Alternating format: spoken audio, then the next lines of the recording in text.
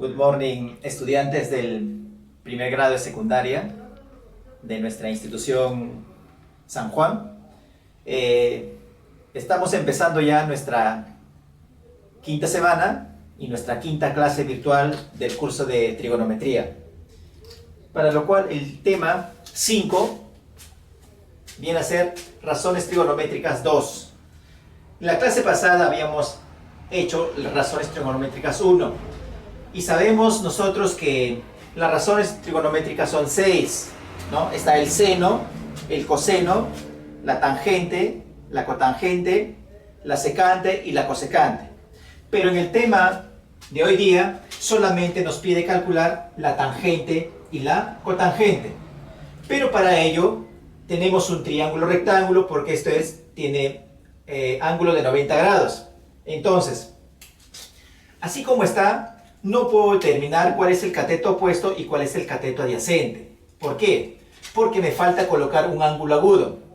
A ver, si yo pongo acá el ángulo alfa, entonces ahí sí puedo determinar los tres elementos del triángulo rectángulo. En este caso, si este es el ángulo recto porque vale 90 grados, lo que está al frente se llama hipotenusa.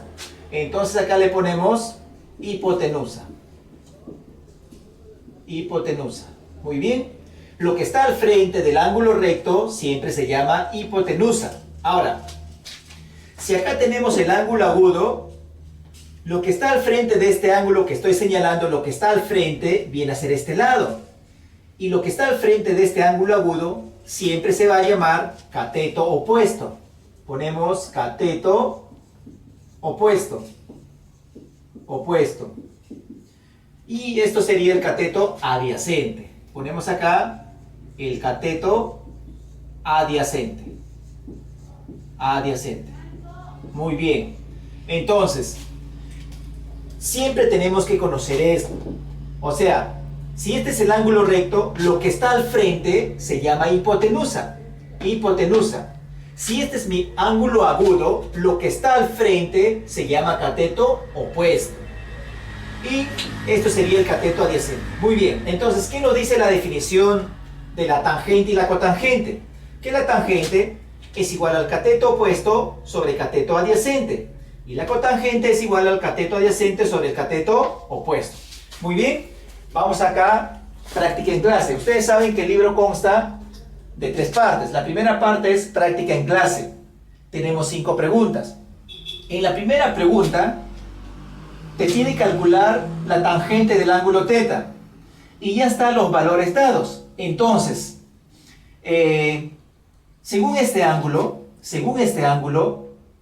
lo que está al frente de este ángulo, ¿cómo se llama? Cateto opuesto, eso hemos dicho. Entonces nosotros lo vamos a colocar de esta forma. Esto sería, si este es el ángulo agudo, lo que está al frente, acá está, eso se llama cateto opuesto. Solamente lo voy a abreviar. Cateto opuesto, esto sería el cateto adyacente. Y si tenemos este ángulo recto, lo que está al frente se llama hipotenusa. Le ponemos hipotenusa, solamente estamos abreviando. Muy bien. Pero nos pide calcular la tangente. Entonces decimos la tangente del ángulo θ. La tangente, ¿a qué es igual? Me voy a la definición. ¿A qué es igual? Al cateto opuesto sobre cateto adyacente. ¿Y cuál es el cateto opuesto acá en la figura? El cateto opuesto es 4, sería 4 sobre el cateto adyacente. Y el cateto adyacente en este caso viene a ser 12. Esa es la respuesta. Pero me doy cuenta que se puede simplificar. Sacamos mitad de 4 y mitad de 12. Mitad de 4 es 2, mitad de 12 es 6. Pero se puede seguir simplificando. Ambos tienen mitad. Entonces, mi resultado final sería 1/3. 1/3. Muy bien. Pasamos al ejemplo número 2. Igualito. Primero mencionamos los elementos en el triángulo. Sabemos que este es el ángulo recto. Esto viene a ser la hipotenusa. Si este es el ángulo agudo, lo que está al frente, acá está, se llama cateto opuesto. Y esto me quedaría el cateto adyacente. Muy bien. Pero te pide calcular la cotangente de alfa, del ángulo alfa. Entonces, la cotangente del ángulo alfa, ¿a qué va a ser igual?